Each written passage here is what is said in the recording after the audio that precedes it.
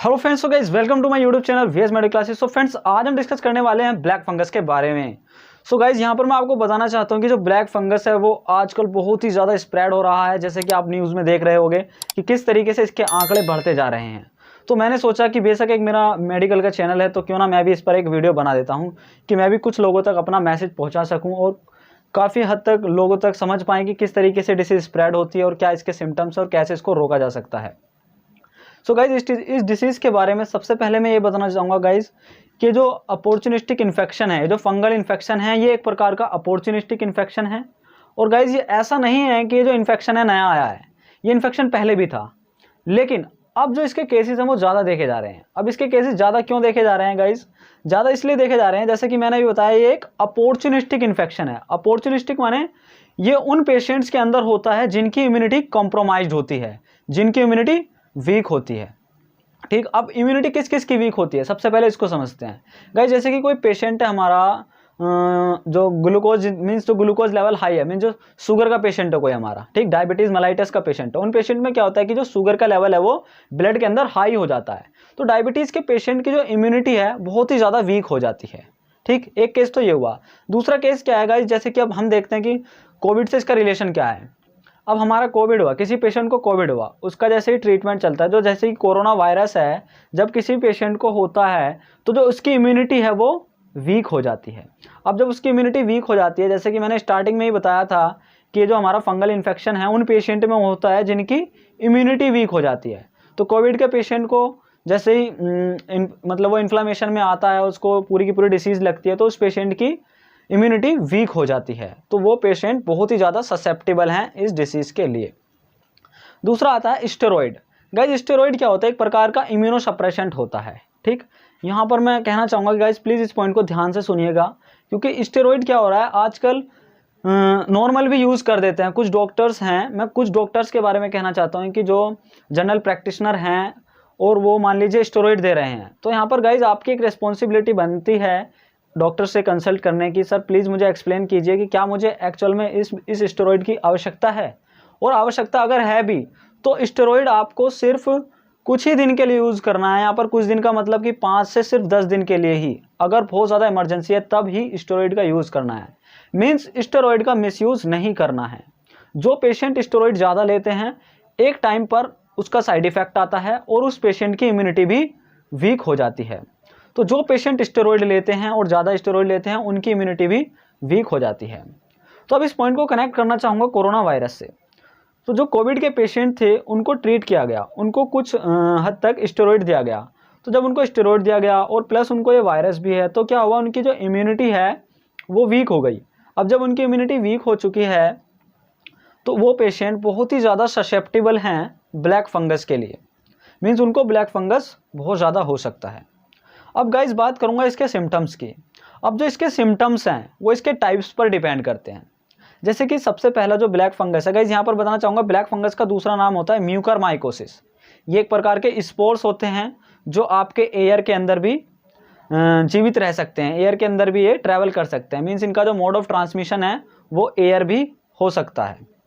ठीक, अब जैसे ही मान लीजिए किसी पेशेंट ने स्नीजिंग की, ठीक, या फिर कफिंग की, उसको छींक आई या फिर उसने खांसा, तो एयर की कुछ ड्रॉपलेट्स, वायरस की या फिर जो आपका ये फंगल इन्फेक्शन है इसकी कुछ ड्रॉपलेट्स एयर के अंदर आ जाती हैं।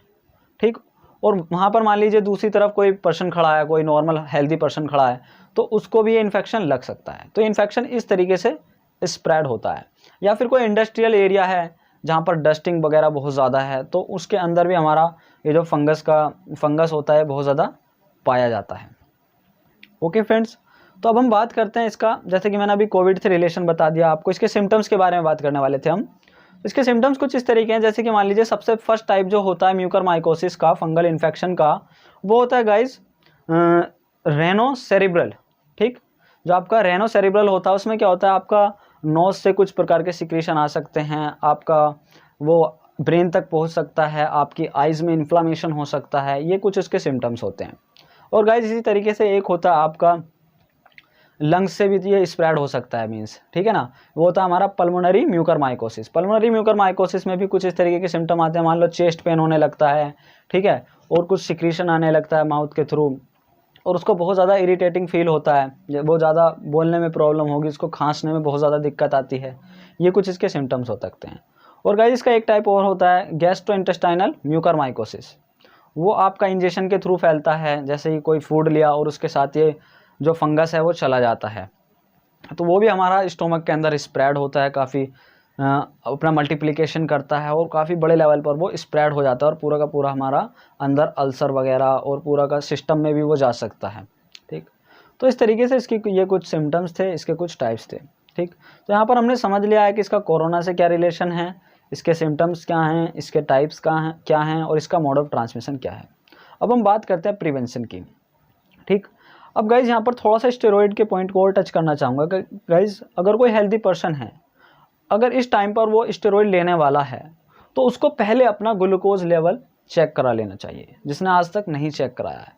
और जो हमारे शुगर के पेशेंट हैं, अगर वो स्टेरॉइड्स वगैरह ले रहे हैं या फिर किसी वजह से उनको लेना पड़ रहा है, तो वो भी अपना ब्लड ग्लूकोज लेवल चेक कराते रहें। मॉनिटरिंग उसकी बहुत ज़्यादा ज़रूरी है और उसको मेंटेन रखने की कोशिश करें, क्योंकि ये जो इन्फेक्शन है डायबिटीज़ के पेशेंट को और जो कोविड से अभी ठीक हुए हैं पेशेंट, उनमें बहुत ज़्यादा हो सकता है।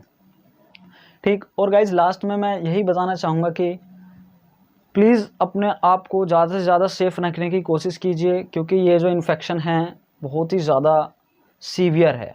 मीन्स मैं बता नहीं सकता, ये लाइफ थ्रेटनिंग इन्फेक्शन है। जैसे कि आप सब देख ही रहोगे कि इसमें आइज़ तक निकालनी पड़ जाती हैं अगर ये आइज़ के अंदर स्प्रेड हो जाता है तो यहाँ पर आप देख सकते हो कि ये कितना ज़्यादा हार्मफुल इन्फेक्शन है। और तो यहाँ पर आपके पास सिर्फ प्रिवेंशन के अलावा, प्रिवेंशन जो है वो सिर्फ आपकी एक सेफ्टी है कि कैसे आप अपने आप को सेफ रख पाते हो। मतलब कि कम्युनिटी स्प्रेड नहीं होना चाहिए, ज़्यादा से ज़्यादा लोगों के बीच में नहीं जाना है आपको। ठीक, अगर आप जा भी रहे हो तो मास्क का उपयोग करना है, और आप तो जानते हो कि अब तो डबल मास्क के लिए बोला जा रहा है, तो आपको डबल मास्क अप्लाई करना है, प्लस सैनिटाइजर्स वगैरह का यूज़ करते रहना है। गाइज़ ये सब बातें लग रहा होगा कि ये सब तो हर कोई कह रहा है, लेकिन गाइज़ रिमाइंडर एक बहुत बड़ी चीज़ है। कहीं ना कहीं अगर आप ये मेरी वीडियो देख रहे होगे और आप यहाँ तक पहुँचे हो, तो इसका मतलब आपको इस वीडियो से कुछ ना कुछ वैल्यू मिली है और आप मेरी इन बातों पर भी कहीं ना कहीं गौर करोगे, क्योंकि गाइज़ ये जो डिसीज़ है बहुत ही ज़्यादा हार्मफुल डिसीज़ है। अगर लास्ट में गाइज़ मैं आपको सिर्फ एक मैसेज देना चाहता हूँ कि जो लोग अपनी लाइफ की केयर नहीं करते, वो प्लीज़ एक बार अपनी फैमिली की तरफ देखिए, क्योंकि उनकी पूरी की पूरी फैमिली आपके ऊपर डिपेंड हो सकती है। आप सोचते हो कि ये डिसीज़ मुझको नहीं होगी, चलो माना आपकी इम्यूनिटी अच्छी है, आपको नहीं हुई, लेकिन जैसे ही वो फंगस या फिर वो वायरस या कोई भी किसी भी तरीके की डिसीज़ आपसे टच होकर के आपके फादर या मदर या किसी भी रिलेशनशिप वाले को हो सकती है। तो यहाँ पर मकसद ये नहीं है कि मुझे नहीं होगी, क्योंकि कुछ लोग कम्युनिटी के अंदर ऐसे हैं, उनको समझाया नहीं जा सकता। उनसे मैं आपको बता नहीं सकता कि मैं ऐसे गांव से बिलोंग करता हूं कि जहां पर आज भी अगर मैं रात में निकल जाता हूं तो वहां पर लोग जो हैं इस तरीके से घूमते रहते हैं, बच्चे खेलते रहते हैं और उनके पास मास्क भी नहीं है। मीन्स मास्क वो अवेलेबल कर सकते हैं लेकिन वो लगाते ही नहीं हैं, वो मानते ही नहीं हैं। तो आई होप ये मेरा मैसेज उन तक पहुँच रहा होगा, जो भी मेरी कम्युनिटी के या जो भी वीडियो जहाँ तक जा रही है, कि प्लीज़ मास्क का यूज़ कीजिए, सैनिटाइज़र का यूज़ कीजिए और गवर्नमेंट के द्वारा जो गाइडलाइंस दी जा रही हैं प्लीज़ उनको फॉलो कीजिए। गाइज अगर ये वीडियो अच्छा लगा हो, अगर आपको लगता हो इस वीडियो में कुछ वैल्यू है, ये लोगों तक पहुँचानी चाहिए, तो आप इस वीडियो को शेयर कर सकते हो। Thank you so much guys.